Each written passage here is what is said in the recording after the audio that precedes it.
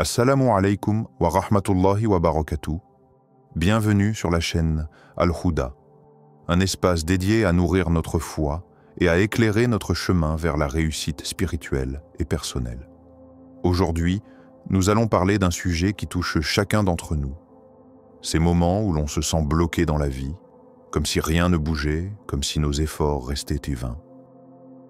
Peut-être que ce blocage est en réalité un rappel d'Allah, une invitation divine à revoir notre relation avec lui, à comprendre que derrière chaque difficulté se cache une sagesse, un message, un nouveau départ.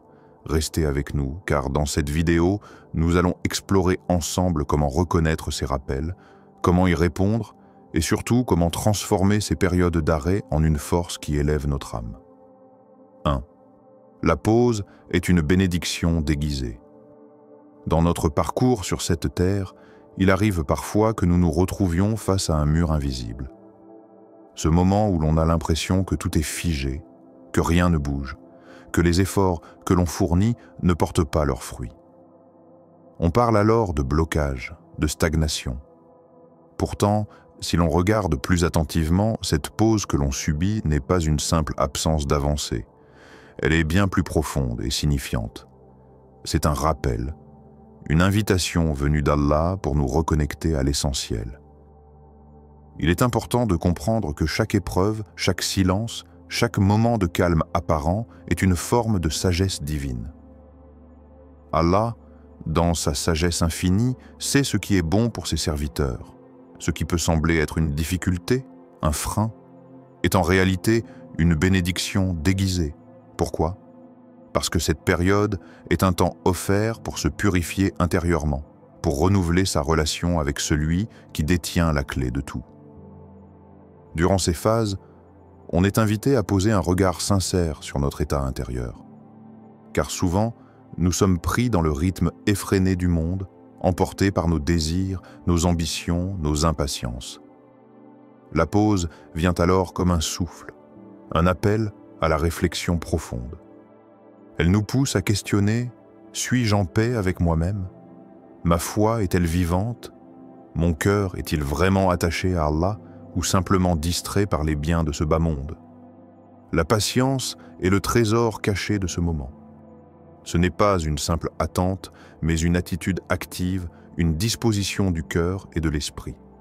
Cette patience, qui est bien plus qu'une résistance, est une source de force spirituelle. En s'y accrochant, on se rapproche de la sagesse divine. Cette patience nous met à l'abri de l'agitation inutile et des décisions précipitées qui peuvent aggraver nos difficultés. Allah aime ses serviteurs patients et leur accorde la délivrance. Cela n'est pas un hasard si le rappel de la patience revient sans cesse dans les enseignements. La pause est donc une occasion unique d'exercer cette qualité noble. On peut prendre ce temps pour renforcer sa discipline spirituelle, davantage de prières, plus de méditation intérieure, un regard honnête sur ses erreurs passées, un retour sincère vers les valeurs profondes de la foi. Pendant cette pause, la purification du cœur est primordiale. Le cœur est souvent le miroir de nos difficultés. Lorsqu'il est encombré par des rancunes, des regrets ou des doutes, il ne peut pas accueillir la lumière divine qui éclaire le chemin. Ce temps de stagnation est donc un moment où Allah invite à la purification. Par le repentir sincère, par la remise en question, par l'humilité, le cœur se déleste de ses poids et devient prêt à recevoir la guidance. Une autre dimension de cette pause est la remise en perspective. Quand tout va vite, on perd souvent le sens profond de nos actions. Ce temps de silence et d'immobilité peut réveiller cette conscience essentielle.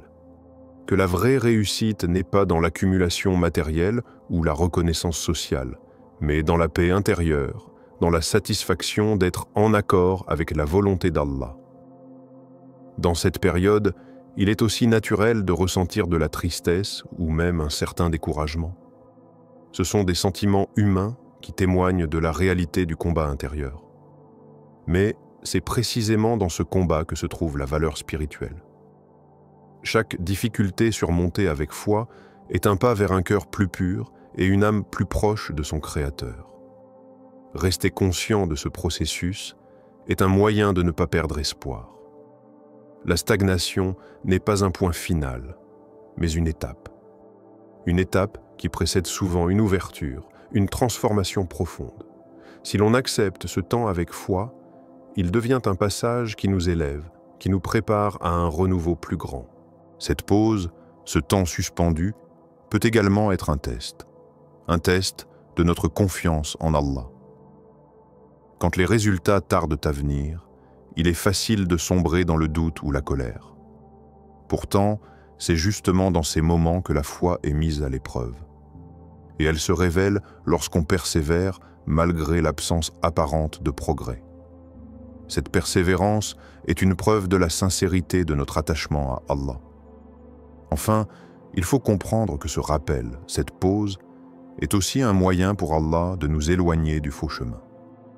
Parfois, nos désirs immédiats nous poussent vers des choix qui ne sont pas bénéfiques pour notre âme.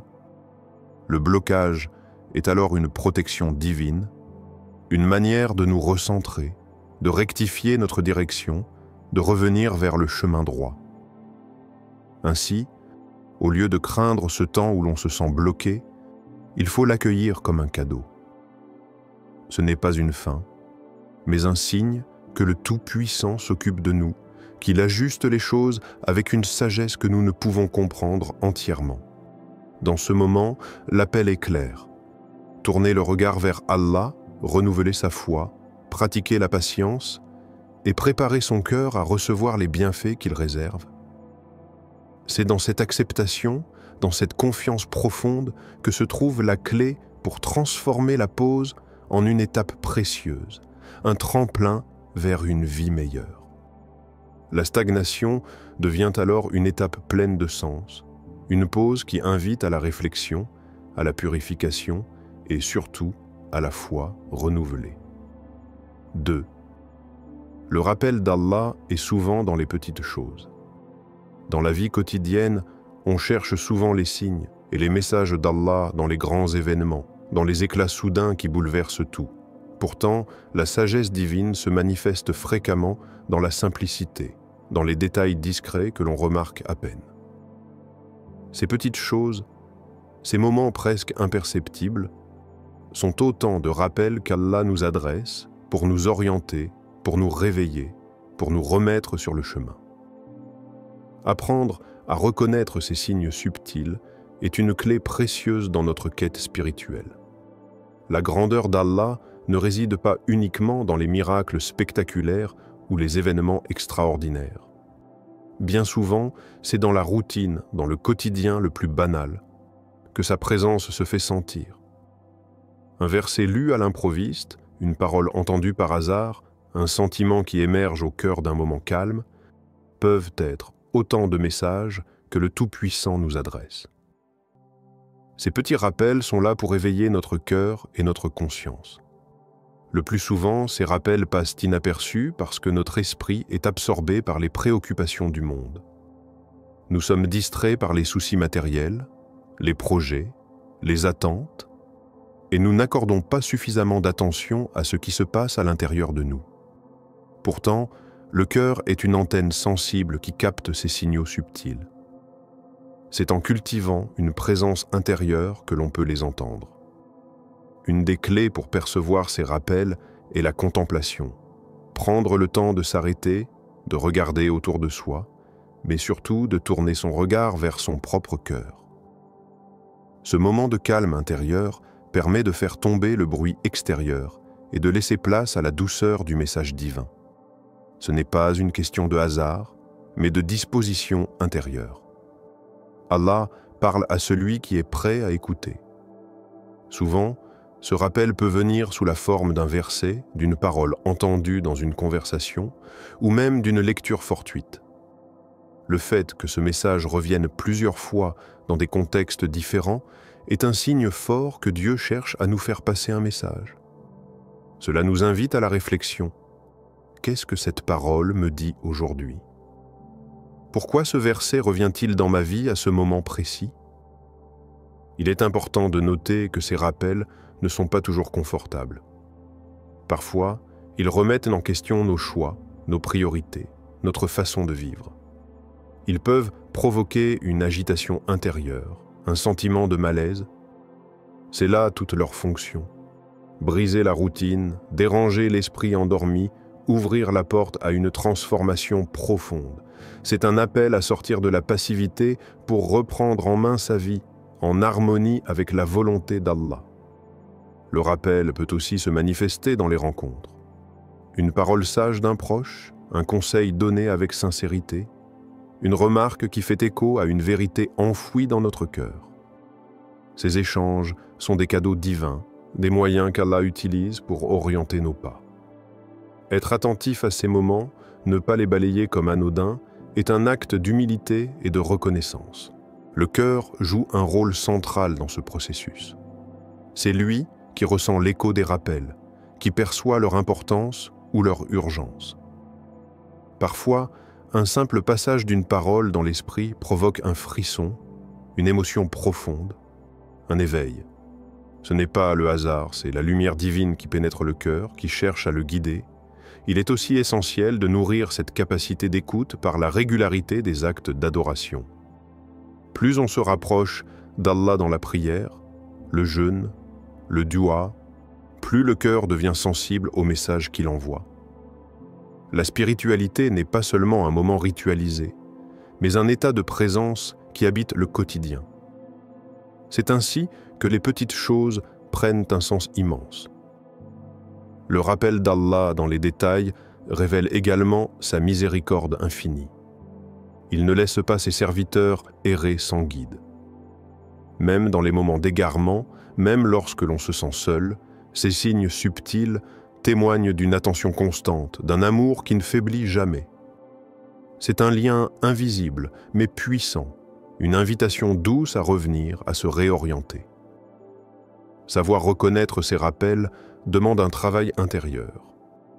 Cela demande de faire taire le tumulte mental, de ne pas laisser les distractions envahir l'espace sacré du cœur. Cela demande aussi d'accepter parfois que le message ne soit pas immédiatement clair, que le chemin se dévoile progressivement. La patience et la confiance sont alors indispensables. Enfin, le fait d'être conscient de ces rappels change notre regard sur la vie.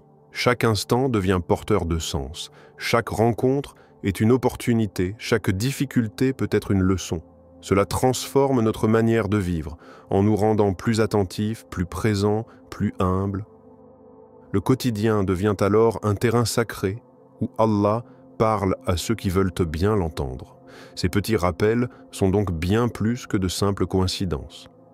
Ce sont des signes d'un Dieu qui ne cesse de veiller sur ses serviteurs, qui les accompagne dans leur cheminement. En apprenant à les percevoir, à les écouter avec le cœur, on entre dans une relation vivante et profonde où chaque jour est une chance renouvelée de grandir, de se rapprocher et d'avancer vers la lumière. Troisième, reviens à Allah, la source de toute force. Dans les moments où tout semble bloqué, où les obstacles paraissent insurmontables, il est fréquent de chercher des solutions partout, sauf à la source la plus puissante, Allah. Pourtant, c'est lui seul qui détient la clé de chaque difficulté, qui ouvre les portes que personne d'autre ne peut ouvrir. Revenir à Allah, c'est renouer avec la source de toute force, la lumière qui dissipe les ténèbres de l'âme, l'encre solide dans la tempête. Cette vérité profonde est souvent oubliée ou mise de côté dans nos vies agitées, alors même qu'elle constitue le fondement du changement véritable. La force qui émane d'Allah n'est pas comparable à aucune force humaine. Elle transcende le temps, les circonstances et les limites de la compréhension. Lorsque le cœur s'attache sincèrement à lui, lorsque la foi devient une réalité intérieure, elle produit un effet puissant, un apaisement, un courage renouvelé, une clarté qui éclaire le chemin. Cette force n'est pas un simple sentiment passager, mais une énergie durable, un refuge intérieur face aux épreuves. Le retour à Allah passe par un acte conscient et sincère. Ce n'est pas seulement un geste extérieur, mais une transformation du cœur et de l'esprit. Revenir signifie se tourner pleinement vers lui avec humilité et confiance. Cela implique de reconnaître sa souveraineté, sa miséricorde infinie et sa capacité à changer les destins. Ce retour peut commencer par des actes simples mais profonds. Renouveler sa prière, s'adresser à lui dans le silence de son cœur, intensifier son dua. L'importance du dua dans ce processus est capitale. Le dua n'est pas seulement une liste de demandes, c'est un dialogue intime, une conversation avec celui qui entend et répond. C'est par le dua que l'on exprime sa faiblesse, sa dépendance, sa confiance. Il est le moyen par lequel le cœur s'ouvre et par lequel la lumière divine peut pénétrer.